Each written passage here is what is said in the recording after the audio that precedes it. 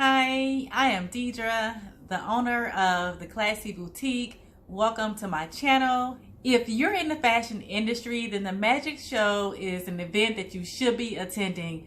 Magic is fun, it is lively, and it is an inspiring show.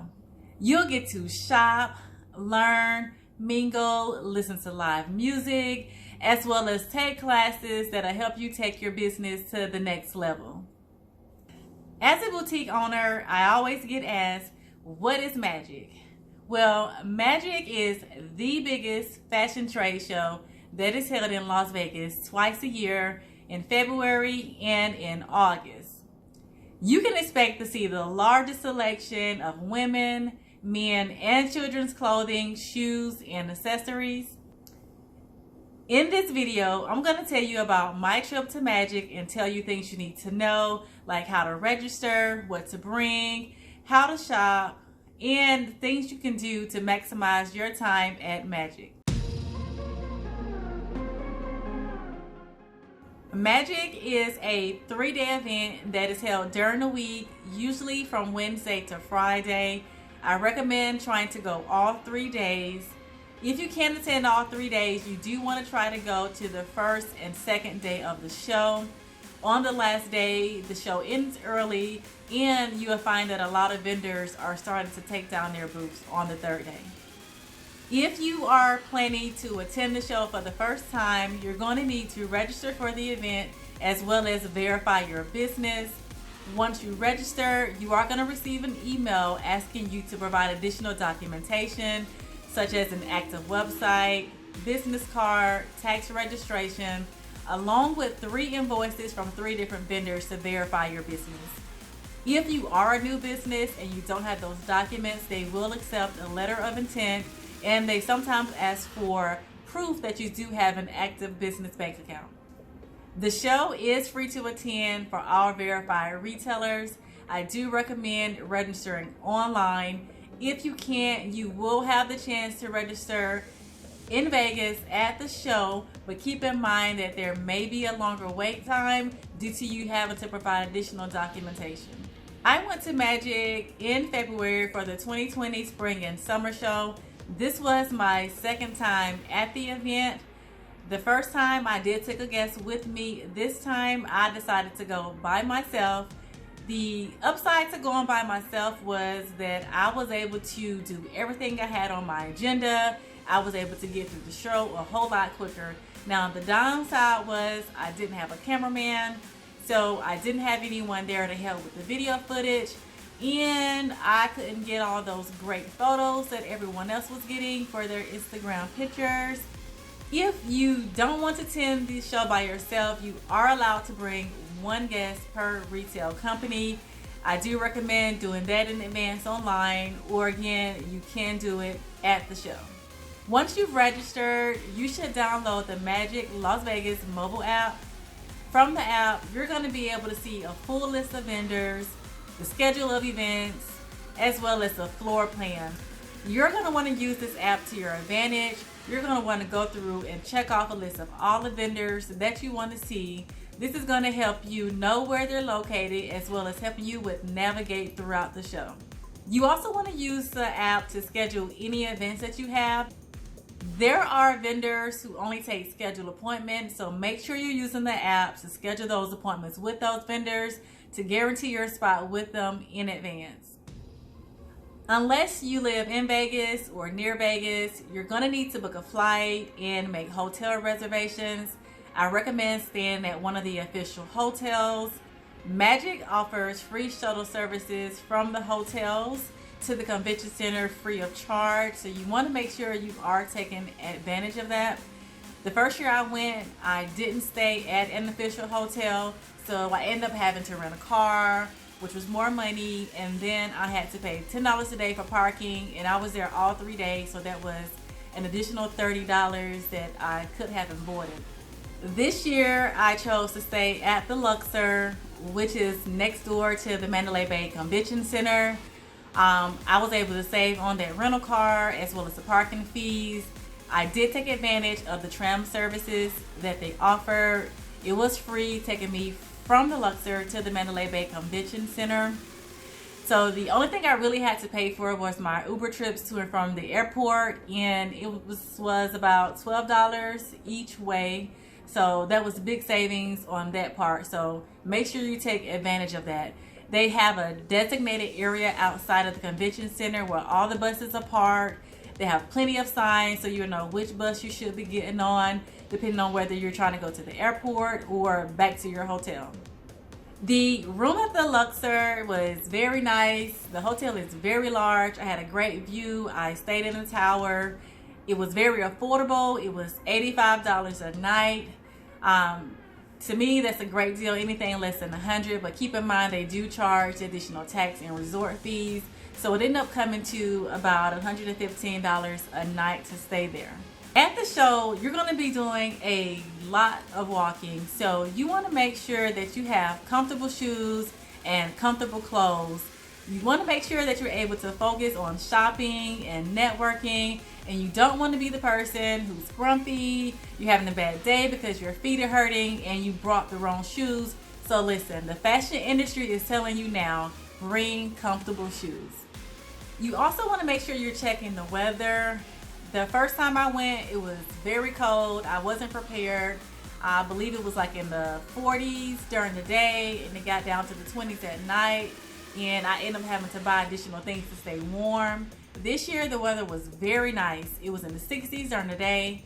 So all I had to wear was just a button-up shirt, jeans, sneakers, and I had a very light jacket on, which was convenient because I was able to just wrap it around my waist inside of the show when I didn't want to wear it. So you don't want to bring anything that's going to be super heavy, large, or bulky, because you're going to be walking around the show for hours, and you know no one wants to be carrying this huge jacket around the show. As long as you register for the event in advance, you only need to bring your confirmation page and your ID. You're going to give this to them at check-in, and they're going to give you a digital wristband. This is going to give you access to all the shows, so you only need to register for one of them. This is something new. In the past, they had the badges that would have your name and your boutique or your store name listed on the front of it. So this was a lot quicker, giving you easy access inside of all of the shows. Once inside of the shows, you want to make sure you have your cell phone, obviously, to take pictures. You want to have your business card and your credit card. And a notebook is optional. I like it because I want to make sure I wrote down things that I saw, or if there are pieces that I wanted to probably order later, I was able to write that stuff down as well. You don't need a duffel bag or suitcase. All of the orders are going to be shipped after the show, so you're not going to be taking anything home with you. They will have a lot of things at the convention center there for you.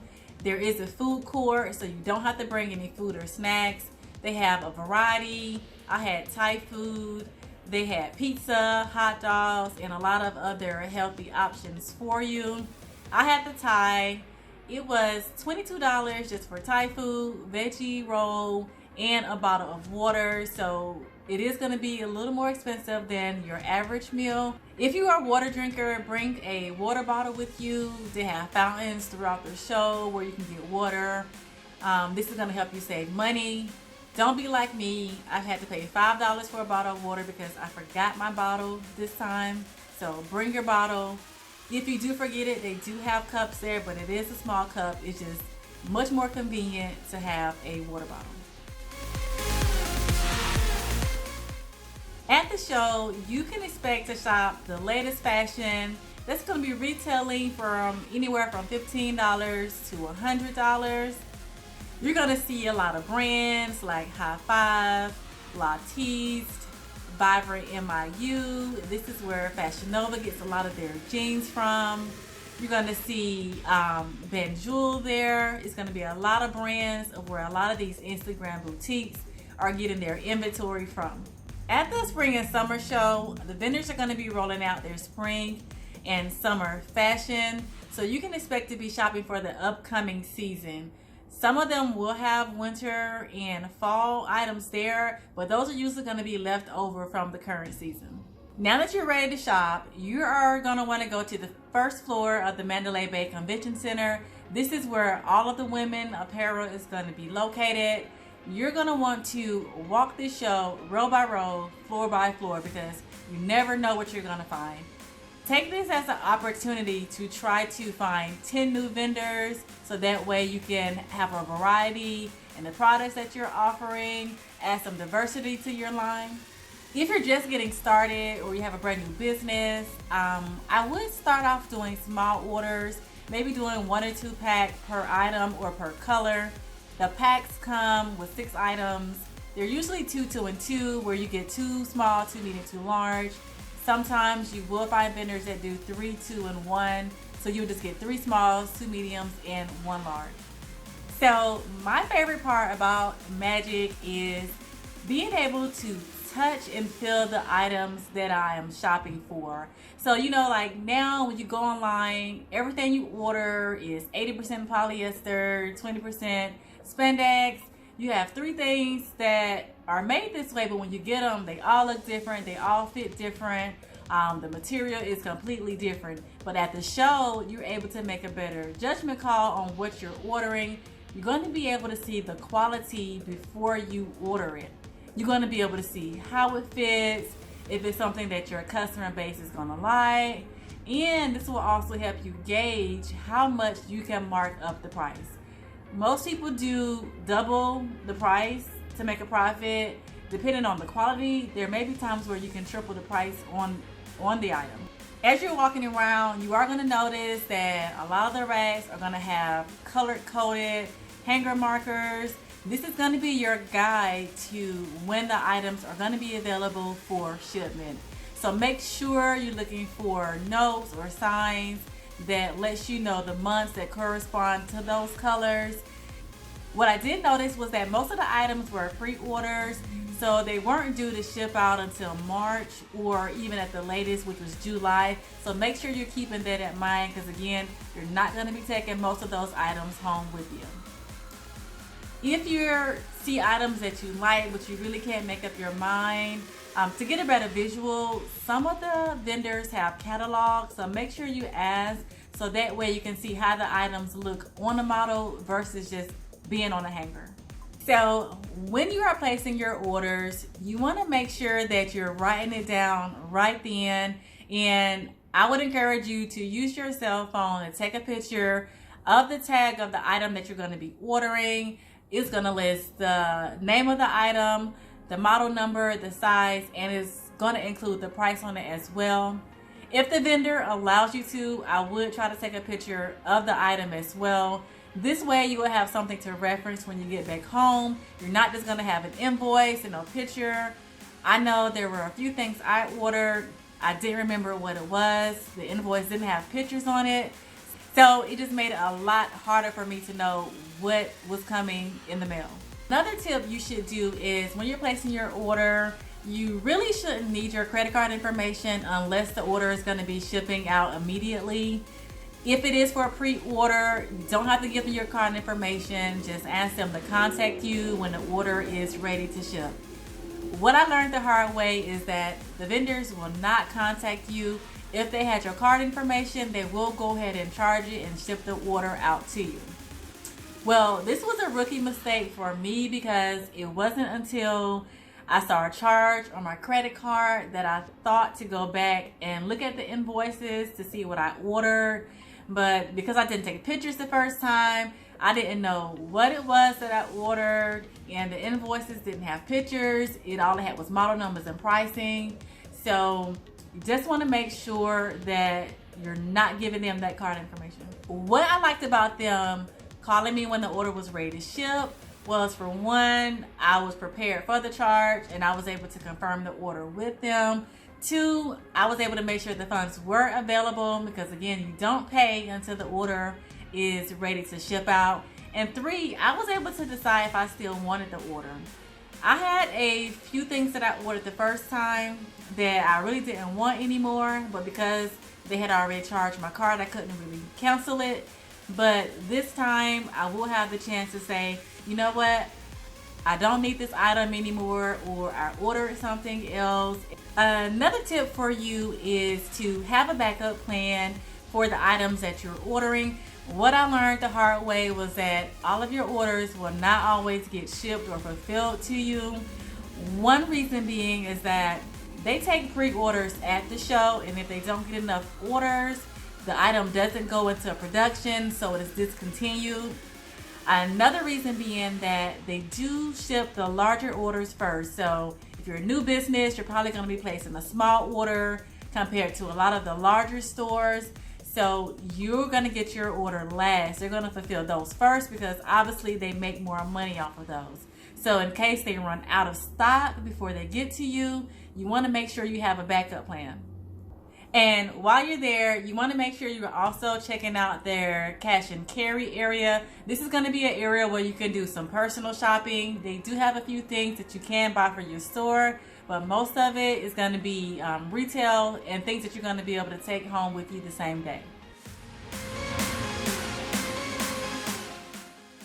There are going to be some of the hottest influencers there, popular boutique owners there. You're going to want to take this opportunity as a chance to make connections with these ladies.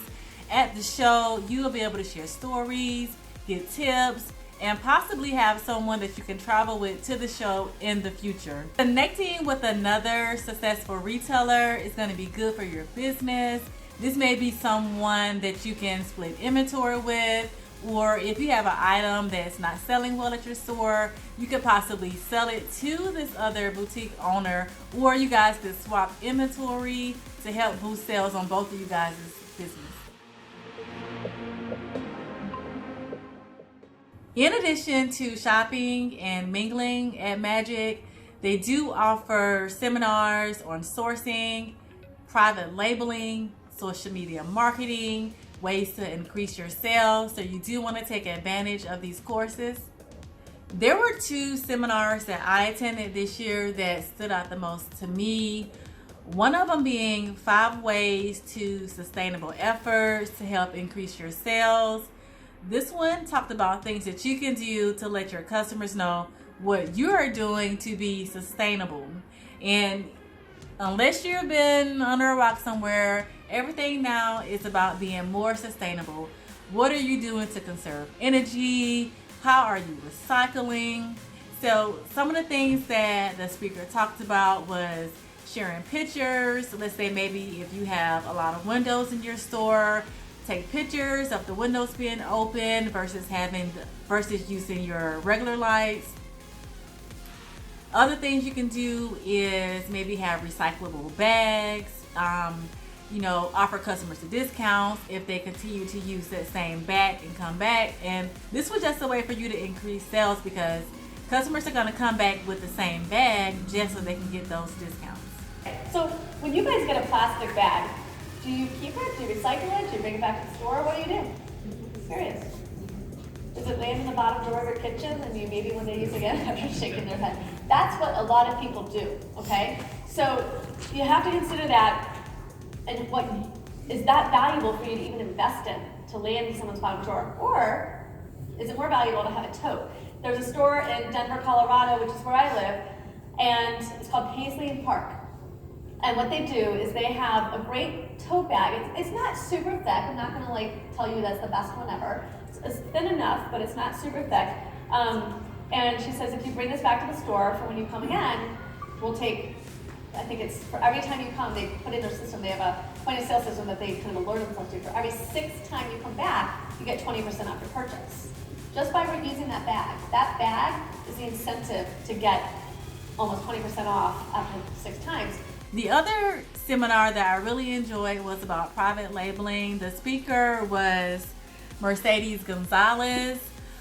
She actually had a book, and I did purchase this book, which is Chronicles of a Fashion Buyer. In this book, she pretty much just talks about her journey on how she got into the fashion industry and to how she became this big private label guru, and just offering tips on things you can do if you're looking to do private labeling. These seminars are going to be providing you with tons of information. It's going to be free information, so you do want to make sure you are taking advantage of this and adding those events to your calendar in the Magic app. Now that I told you what myself and other boutique owners do to kind of stay ahead of the fashion trend and how we've learned to increase our sales, you want to make sure you go ahead and register for the next show. The next one is going to be in August of 2020. This is the fall and winter show, so you can expect to see new arrivals for the fall and winter fashion. Hopefully the things that I talked about and some of the tips I gave were going to be a good starting point or a guide so that you can maximize your time while at Magic. If I forgot anything or if you have any questions, please drop it in the comments and I'll be happy to answer those questions for you. Thank you for watching. If you like what you've seen today, go ahead and like the video. Again, drop a few comments and subscribe to my channel.